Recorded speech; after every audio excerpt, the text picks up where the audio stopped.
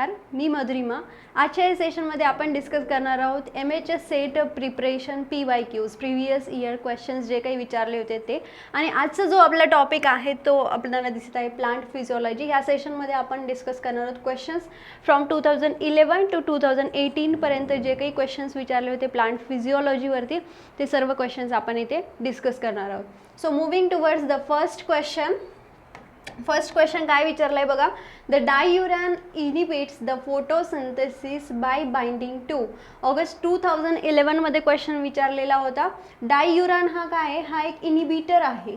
तर हा inhibitor फोटोसिंथेसिसला stop करतो. आणि फोटोसिंथेसिसची नॉन सायक्लिक रिॲक्शन तुम्हाला माहिती आहे, ज्यामध्ये दोन्ही फोटोसिस्टीम इन्व्हॉल्व असतात, PS2 आणि PS1. सो ऑप्शन आहेत PS2, PS1, ATPase आणि सायटोक्रोम B6F कॉम्प्लेक्स. सो डाययुरॅन जो आहे तो PS2 ला इनिबिट करत असतो. मग कसं काय किंवा एक्झॅक्टली तो कुठे ॲक्ट होतोय, तर इथे डायग्राममध्ये तुम्हाला दिसतंय की इथे वॉटर लिसिस होत आहे. ठीक आहे, वॉटर लिसिस होतं आहे. सायमल्टेनियसली फोटॉन्स येत आहेत. फोटॉन्समुळे काय होणार आहे, P680 हा ॲक्टिवेट होणार आहे किंवा आपण म्हणू शकतो that is getting electrons is getting excited. After excitation now electrons is getting transferred to कुठे ट्रान्सफर होणार आहे, QA कडे, क्विनॉन A कडे. क्विनॉन A कडून कुठे ट्रान्सफर होतात, तर क्विनॉन B कडे. So whenever the photon is transferred or electron is transferred from the QA to QB, the DCOMu जर तुम्ही ॲड केलं तर DCOMu हे जे ट्रान्सपोर्ट आहे त्याला ब्लॉक करतो. आणि ही फोटोसिस्टीम P680 आहे म्हणल्यावर ही कोणती फोटोसिस्टीम झाली, ही झाली फोटोसिस्टीम 2. P700 that means this is the PS1 फोटोसिस्टीम. मग PS1 मध्ये जर बघितलं तर पॅराक्वेट नावाचा एक इनिबिटर आहे आणि तो इनिबिटर काय करत असतो, तर PS1 फोटोसिस्टीमला ब्लॉक करतो. PS2 ला कोण ब्लॉक करतं, डाययुरॅन, ज्याला आपण DCMU पण म्हणतो. Moving towards the next question. Second question विचारलाय बघा. Which of the following is the first product of the CAM. August 2011 मध्ये विचारलेला आहे. कॅम्प पाथवे, जसं मी अगोदरही सांगितलं की हे जे पाथवेज आहे 2018ला आपण जेव्हा डिस्कस केलं, 2019चा पेपर जेव्हा आपण डिस्कस केलेला होता त्यामध्ये आपल्याला लक्षात आलं होतं 25 अशा टाईपमध्ये मी काही सॉर्ट ऑफ क्वेश्चन्स घेत होते. त्यामध्ये पण आपल्याला लक्षात आलं की काय काय इम्पॉर्टंट आहे प्लांट फिजिओमध्ये. हे पाथवेज इम्पॉर्टंट आहे. C3, C4 कॅम्प पाथवे, यातला डिफरन्स, या सगळ्या गोष्टी कुठे कॅरी आउट होतात, ह्याचे लोकेशन्स, हे सगळं इम्पॉर्टंट आहे. विचारलं काय, कॅम्प पाथवेमधला फर्स्ट प्रॉडक्ट कुठला आहे. ऑप्शन दिलेत oxaloacetate, three phosphoglycerate, malate and pyruvate. असे 4 ऑप्शन दिलेले आहेत. So the correct option is the oxaloacetate. Oxaloacetate. आता कॅम्प पाथवे काय आहे, तर कॅम्प पाथवे म्हणजे असा पाथवे ज्याचा स्टोमॅटा जो आहे तो नाईटला ओपन होतो आणि मॉर्निंगला स्टोमॅटा क्लोज असतो. म्हणजे ॲट द डे टाईमला काय होणार आहे, स्टोमॅटा क्लोज्ड. का, कारण की हे असे प्लांट्स आहेत ज्यांच्यामध्ये कॅम्प पाथवे कॅरी आउट होतो जे की ड्राय कंडिशनमध्ये राहतात. ड्राय कंडिशन म्हणजे राजस्थान वगैरे अशा कंडिशनमध्ये राहतात. जसं एक्झाम्पल सांगायचं झालं तर कॅक्टस हे जे आहे ह्याचा डे टाईमला स्टोमॅटा क्लोज असतो. का, कारण की to prevent the water loss होऊ नये म्हणून. आणि नाईट टाईमला जे असतं तर नाईट टाईमला स्टोमॅटा ओपन असतो. So stomata open. सो हा जो पाथवे आहे त्याला आपण काय म्हणतो, that is the camp pathway. मग ह्याच्यामध्ये काय होतं नाईटला की हे काय करत असतात की CO2 जो आहे तो ॲक्सेप्ट करतात. आणि CO2 जो ॲक्सेप्ट करतो तो फर्स्ट मॉलिक्यूल कुठला फॉर्म होतो, तर दॅट इज द ऑक्झॅलो ॲसिटेट. मग आता डायग्रॅमॅटिकली बघूयात की एक्झॅक्टली कॅम्प पाथवे कुठे कॅरी आउट होतं, म्हणजे लोकेशन काय आहे कॅम्प पाथवेचं. आणि त्यानंतर कॅम्प पाथवे आपण पूर्णपणे बघूयात कसं कॅरी आउट होतोय. बघा इथे तुम्हाला दिसत असेल ही इमेज आहे कॅक्टसच्या प्लांटची. कॅक्टस प्लांट म्हणजे जे प्लांट्स ड्राय कंडिशन्समध्ये ग्रो होतात तो आहे कॅक्टस. एक एक्झाम्पल झालं, असे बरेचसे प्लांट्स आहेत की जे ड्राय कंडिशन्समध्ये ग्रो होतात. त्यानंतर इथे तुम्ही जर ऑब्झर्व केला तर हे काय झालं, हे एक स्ट्रक्चर आहे सेल्सचं. आता ह्याच्यामध्ये सनलाईट येतात, सनलाईट पोहोचतात क्युटिकल्समध्ये, क्युटिकल्समधून हा झाला अप्पर इपिडर्मिस, हा झाला अप्पर इपिडर्मिस. अप्पर इपिडर्मिसमधून ह्या ज्या वर्टिकल सेल्स आहेत ज्याला आपण म्हणतो पॅलिसेड मिझोफिल्स.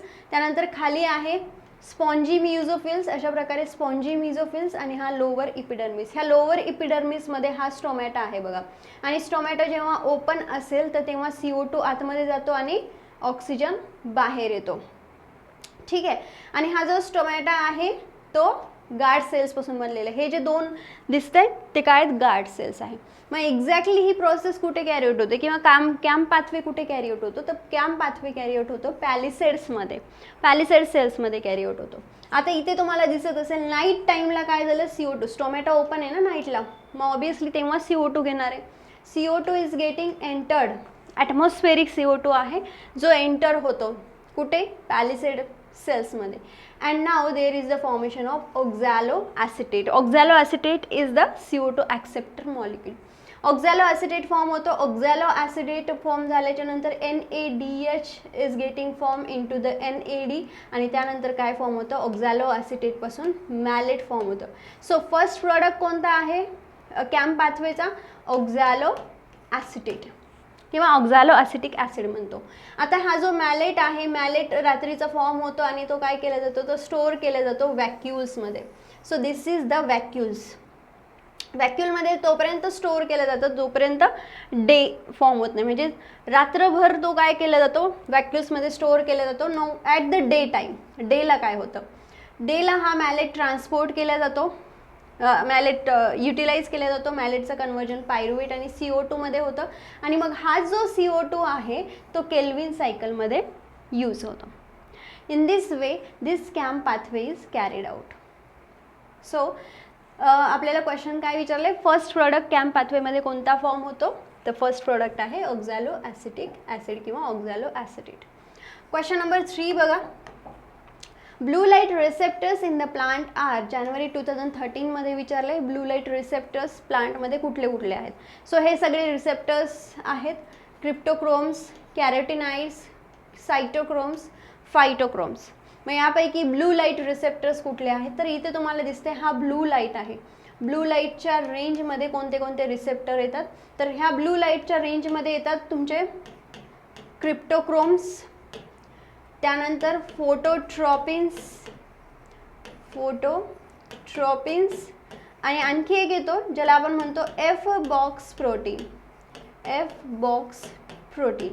हे कोणते रिसेप्टर आहेत, हे आहेत ब्लू लाईटचे receptor.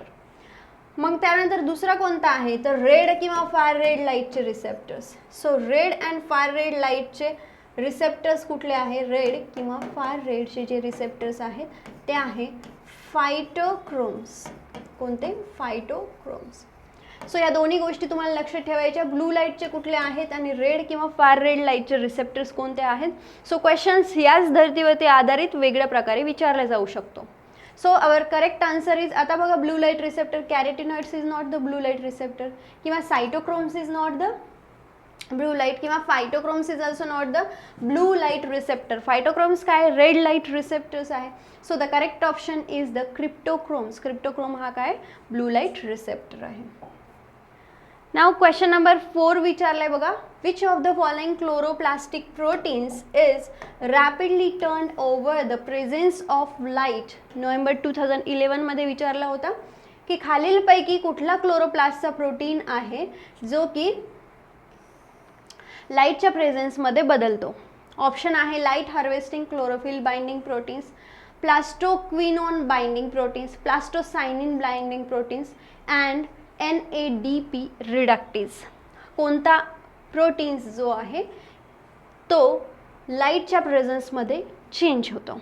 So the correct option is the NADP reductase. हा लाईटच्या प्रेझेन्समध्ये चेंज होतो. मग कसं काय लाईटच्या प्रेझेन्समध्ये चेंज होतो, जर तुम्हाला फोटोसिंथेसिस ही जर नॉन सायक्लिक फोटोसिंथेसिस असेल, सायक्लिक फोटोसिंथेसिस असेल किंवा फोटोसिस्टीम 1 आणि फोटोसिस्टीम 2 माहिती असेल तर तुम्ही आन्सर करू शकता. फोटोसिस्टीम 2 मध्ये काय होतं, तर लाईट आहे. In the presence of the light that फोटोसिस्टीम 2 is getting excited so that electrons is getting transported. As the electron is getting transported to the next molecule QA QB प्लास्टोसायनिनकडे जातात. मग प्लास्टोसायनिन इथे असतो तुमचा प्लास्टोसायनिन. प्लास्टोसायनिनकडे गेल्याच्या नंतर इथे काय होणार आहे, in the presence of light again PS1 is getting activated. PS1 activate झाल्याच्या नंतर हा जो NADP आहे तो कन्वर्ट होतो NADPH मध्ये. दॅट मीन्स डायरेक्टली ह्याला कोण लाईट कोणाला अफेक्ट करतो, तर this is the molecule NADP reductase. So in this way the correct answer is the NADP reductase. Question number 5 बघा. Organelle found in the plant seed that oxidize stored lipids as a source of carbon and energy for the growth are. काय विचारले, प्लांटमध्ये जे काही ऑर्गॅनेलीज आहेत जे की ते काय करतात, त्या ऑर्गॅनेली लिपिड्सला स्टोअर करून ठेवतात as a source of carbon and energy for the growth are. मग असे कोणते ऑर्गॅनेली आहे प्लांटमध्ये की जे लिपिड्सला स्टोअर करून ठेवतात for the further use of, पुढच्या यूजसाठी. काय यूज करू शकतात पुढे, ते कार्बन आणि एनर्जीचा सोर्स म्हणून यूज करतात त्यांची जेव्हा ग्रोथ होत असते तेव्हा. मग स्टोअर कधी करून ठेवतात, प्लांटच्या सीड कंडिशनला, म्हणजे सीडमध्ये स्टोअर करून ठेवतात. सो क्वेश्चन ऑप्शन्स आहेत पॅरोक्झिझोम्स, क्लोरोप्लास्ट, ग्लायक्झिझोम्स अँड लायझोझोम्स. ऑब्वियसली पॅरोक्झिझोम्सचा इथे रोल नाही आहे कारण की हा ॲनिमलच्या केसमध्ये. क्लोरोप्लास्ट हा काही स्टोअर करून ठेवत नाही, क्लोरोप्लास्ट फोटोसिंथेसिसमध्ये इन्वॉल्ड आहे. Lysosomes that is the different thing. Hydrolytic enzymes असतात लायझोझोम्समध्ये किंवा खूप कमी pHला जे एन्झाईम्स तिथे काम करत असतात. सो एकच ऑप्शन उरतं, that is the glyoxysome. So glyoxysome is the organelle which is found in to the seed for the storage of lipid as a source of carbon and energy for the growth. म्हणजे जेव्हा seed तुम्ही, for example हा seed आहे, हा seed जर तुम्ही सॉईलमध्ये so केला, सॉईलमध्ये लावला, मग आता ह्या सीडला कुठून न्यूट्रिशन मिळतं, तर ऑलरेडी ह्या सीडने काय केलेलं आहे, स्टोअर करून ठेवलेलं आहे. ग्लायक्झिझोम हा ऑर्गॅनेली आहे आणि ह्याच्यामध्ये त्याने काय केले, तर लिपिड वगैरे सगळं स्टोअर करून ठेवलं, म्हणजे त्याच्या ग्रोथसाठी पुन्हा ते युटिलाइज होणार. So the correct option is option number C. See here, this is the plant cell. Obviously plant सेलला सेल वॉल असणार आहे अशा टाईपमध्ये. हा सेल मेम्ब्रेन आहे आणि हा ग्लायक्झिझोमचा एरिया आहे. This is the glyoxysome area. Mitochondria आहे, रायबोझोम्स आहेत अँड ह्या ग्लायक्झिझोम्समध्ये त्यांनी काय केलेलं आहे, तर स्टोअर केलेलं lipids. So glyoxysomes hydrolyses the fatty acid within the plant cell. Glyoxysomes काय करतात, तर हायड्रोलाइज करतात फॅटी ॲसिड्सला for the growth.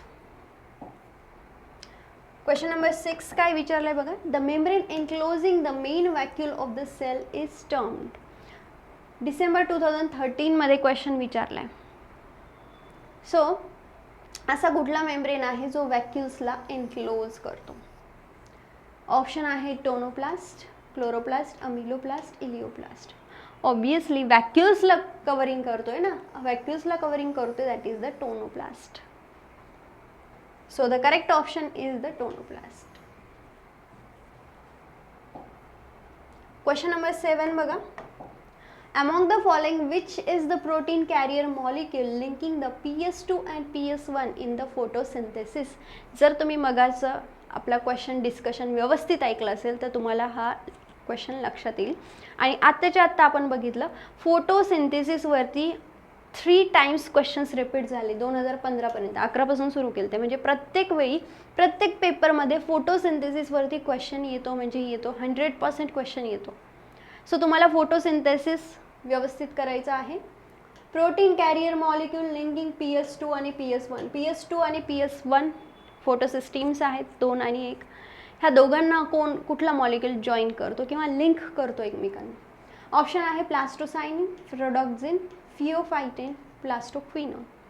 So plastoquinone is not the, किंवा ह्यापैकी फेरोडॉक्झिन पण नाही आहे किंवा फिओफायटिन पण नाही आहे. So the correct option is the plastocyanin. Plastocyanin PS2 आणि PS1ला जॉईन करतो. मग कसं प्लास्टोसायनिन जॉईन करतो, तर इथे तुम्हाला डायग्राम दिसत असेल बघा. ह्या डायग्राममध्ये बघा एकदम व्यवस्थित डायग्राम आहे, एकदम क्लिअर कट सगळे तुमचे डाऊट्स इथे क्लिअर होणार आहेत. बघा लाईट येतो, हा सन दाखवलेला आहे. Light is getting acted on the P680. P680 काय, तर P680 हा सेंटर क्लोरोफिल मॉलिक्युल्स आहेत आणि जो की लाईटचा रिॲक्शन सेंटर आहे किंवा जे फोटोसिंथेसिसचा रिॲक्शन सेंटर आहे.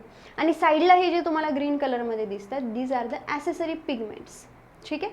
Now that accessory pigments provides the light to the P680 that is the centre molecule. P680 म्हणजेच PS2. PS2 that is getting activated.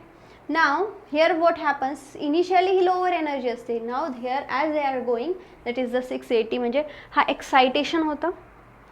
P680 म्हणजे higher energy पर्यंत जाता. So this is the excited chlorophyll molecule. Excited chlorophyll molecule. Now the electrons is getting transferred to the pheophytane. त्यानंतर quinone 1 and quinone A and quinone B. आणि मगाशी आपण बघितलं होतं quinone A आणि क्विनोन B मध्ये एक इनिबिटर ॲक्ट होतो ज्याला आपण म्हटलं होतं DCMU किंवा डाययुरेट. आता क्विनोन B कडून कुठे ट्रान्सपोर्ट होतो तो इलेक्ट्रॉन्स, तर प्लास्टोक्विनोनकडे ट्रान्सफर होतो. प्लास्टोक्विनोनकडून cytochrome B6S complex, F complex, and then it goes to where, it goes to the plastocyanin. आणि मग हा प्लास्टोसायनिन कुठे जातो, तर PS1 सिस्टीमकडे. म्हणजे PS2 आणि PS2ला 1ला कोण जॉईन करतं, तर प्लास्टोसायनिन मॉलिक्यूल जो आहे PS2 आणि PS1ला जॉईन करतात. सिमिलरली P700 म्हणजे फोटोसिस्टीम 1 ॲक्टिवेट होणार आहे. इलेक्ट्रॉन्स एक्साइट होणार आहे, एक्साइटेड क्लोरोफिल मॉलिक्युल्स फॉर्म होणार आहे, आयन सल्फर प्रोटीन फॉर्म होणार आहे, फेरोडॉक्सिन फॉर्म होणार आहे. NADP is getting converted into the NADPH. And in this way the photosystem is working. अशा प्रकारे फोटोसिस्टीम 2 आणि फोटोसिस्टीम 1 वर्क करत असतात. नेक्स्ट क्वेश्चन बघा. In CO2 fixation pathway in the crassulacean plants which of the following is the acceptor of CO2. May 2016 मध्ये question विचारलाय. Crassulacean plant again CO2 fixation pathway कॅनचं विचारलं आहे. Which of the following is the acceptor of the CO2. CO2चा acceptor कोण आहे. Option बघा. Ribulose 1,5 bisphosphate, phenol pyruvate, ribulose 5 phosphate, oxaloacetate. Obviously that is the CO2चा acceptor कोण आहे, दॅट इज द ऑक्झॅलो ॲसिटेट. मगाशीच म्हणजे हा as it is question repeat झाला आहे, फक्त चेंजेस असतील वाक्यांमध्ये. As it is question repeat झाला आहे, आत्ताच्या आत्ता आपण बघितलं. And that's why it is important. Same diagram आहे. CO2 पहिले कोण ॲक्सेप्ट करतं, ऑक्झॅलो ॲसिटेट. फर्स्ट प्रोडक्ट कुठला फॉर्म होतं, ऑक्झॅलो ॲसिटेट. ऑक्झॅलो ॲसिटेटपासून कोण फॉर्म होतं, मॅलेट. मॅलेट कुठे स्टोअर केला जातो, वॅक्युल्समध्ये. कधीपर्यंत, रात्रभर. जेव्हा दिवस येईल किंवा at the day time that malate is getting utilised. मग मॅलेटचं कन्वर्जन पायरुवेट आणि CO2 मध्ये होतं. आणि मग हा जो CO2 आहे ज्याला आपण मेटाबॉलिक CO2 म्हणतो, तो केल्विन सायकलमध्ये जाणार आहे. मग फर्दर केल्विन सायकल रन होणार आहे.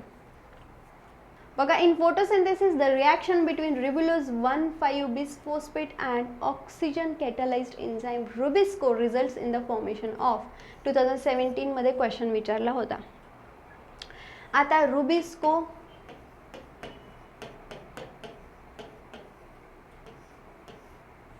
मॉलिक्यूल बद्दल विचारले त्यांनी. जर रिॲक्शन झाली रिब्युलोज 1,5 बिसफॉस्फेट आणि ऑक्सिजनमध्ये, कारण की हा कार्बोक्झायलेज म्हणजे CO2 मध्ये पण होते ना, ऑक्सिजनच्या प्रेझेन्समध्ये पण ऑक्सिजनच्या प्रेझेन्समध्ये झाली तर तुम्हाला कुठले प्रॉडक्ट मिळणार आहे हे त्यांनी विचारले. So 3 phosphoglycerate glyoxylate, glyoxylate dihydroxy acetone phosphate, 2 phosphoglycolate, 3 phosphoglycerate and next one dihydroxy acetone phosphate and phosphoglycolate. अशा प्रकारे तुम्हाला 4 ऑप्शन्स दिलेले आहेत. आता रुबिस्कोची activity in the presence of oxygen and in the presence of CO2 कशी असते ते एकदा आपण बघूयात. डायग्रामॅटिकली बघूयात. इथे तुम्हाला दिसतंय बघा, ऑक्सिजनेज एन्झाईम आहे इथे आणि इथे कार्बोक्झायलेज. आता सगळ्यात इम्पॉर्टंट आपल्या क्वेश्चनमध्ये ऑक्सिजनेज विचारले ते एकदा बघूया. हा पूर्ण काय, हा रुबिस्कोचा मॉलिक्यूल आहे. नंबर ऑफ सब युनिट्सपासून बनलेला हा रुबिस्को मॉलिक्यूल. ऑक्सिजनेजच्या प्रेझेन्समध्ये किंवा ऑक्सिजनच्या प्रेझेन्समध्ये हे जे रेड कलरचे मॉलिक्युल्स आहेत काय, हे डायऑक्सिजन्स आहे. In the presence of dioxygen the dioxygenase is converted into, कशामध्ये कन्वर्ट होतात, 3PGA 3-phosphoglyceric acid and 2-phosphoglycerate glycolate 2-phosphoglycolate and 3-phosphoglyceric acid मध्ये कन्वर्ट होतात. कधी, ऑक्सिजनच्या प्रेझेन्समध्ये. मग कार्बन डायऑक्साईडच्या प्रेझेन्समध्ये काय होतं, 3-phosphoglyceric acid 3PGA same 3-phosphoglyceric acid and again 3-phosphoglyceric acid, म्हणजे दोन मॉलिक्यूल 3-phosphoglyceric acidचे फॉर्म होतात in the presence of CO2. ऑक्सिजनच्या प्रेझेन्समध्ये 3-phosphoglyceric acid अँड 2-phosphoglycolate असे फॉर्म होतात. सो क्वेश्चन बघा, इन फोटोसिंथेसिस रिॲक्शन काय विचारले त्यांनी, 1,5-bisphosphate आणि ऑक्सिजन कशामध्ये कन्वर्ट होतो. सो त्याचं प्रॉडक्ट काय असणार आहे, ultimate product. So 2-phosphoglycolate and 3-phosphoglycerate, glycerate म्हणजे त्याला आपण ग्लिसरिक ॲसिड म्हणू शकतो. So in this way the option C is the correct option. So असं विचारू शकतात नेक्स्ट एक्झाममध्ये. इथे फक्त ते काय करतील, ऑक्सिजनच्या ऐवजी CO2 विचारतील. मग CO2 तर तुम्हाला माहिती आहे, 3-phosphoglycerate 3-phosphoglycerate किंवा 3-phosphoglyceric acid 3-phosphoglyceric acid, म्हणजे दोन मॉलिक्यूल 3-phosphoglyceric acidचे माहिती. So in this way this is the function of Rubisco. Next बघा, question number 10. During the fruit ripening, the one of the main hormone playing an important role is 2018 मध्ये विचारलं. आणि hormones जे आहेत त्या हॉर्मोन्सवरती questions येतात म्हणजे प्लांट फिजिओलॉजीमधून तुम्हाला photosynthesis, cycle pathways C3 C4 camp pathways आणि त्यानंतर हॉर्मोन्स एकदम परफेक्टली क्लिअर करायचे, म्हणजे ते मार्क्स तुमचे फिक्स होऊन जातील. ठीक आहे. फ्रूट रायपनिंगमध्ये कोणता इन्वॉल्व असतो hormone, ethylene, auxin, abscisic acid, gibberellin. Obviously most of the जणांना याचा आन्सरही माहिती असेल, तो आहे इथिलीन. इथिलीन जो आहे तो सिनेसन्स प्रमोट करत असतो आणि रायपनिंगमध्ये इथिलीन यूज करतात. इथिलीन हा गॅस आहे. ठीक आहे, बघूयात ह्या इथिलीनचे काही characteristics.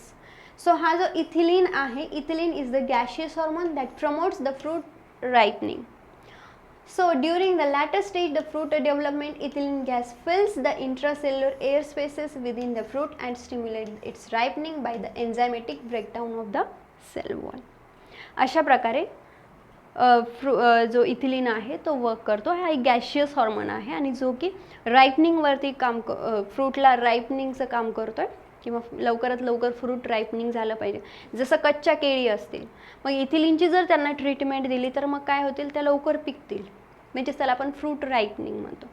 So in this way we have completed the 10 questions from the plant physiology previous year questions. आणि बऱ्याचदा तुम्ही अशा टाईपचा जर स्टडी केला तर तुम्हाला एक लक्षात येईल की कुठल्या पर्टिक्युलर टॉपिकवरती क्वेश्चन्स येतात. जसं प्लांट फिजिओलॉजी जर तुम्ही करत असाल तर तुम्हाला लक्षात येईल की कशावरती तुम्हाला स्टडी करायचं आहे आणि परफेक्टली स्टडी करायचं आहे ह्यावरती, कारण की ह्याच्यावरती क्वेश्चन्स 100% विचारणार. तुमचे ते मार्क ॲटलिस्ट 2 ह्या 2-4 टॉपिकवरचे कुठेच गेले नाही पाहिजे.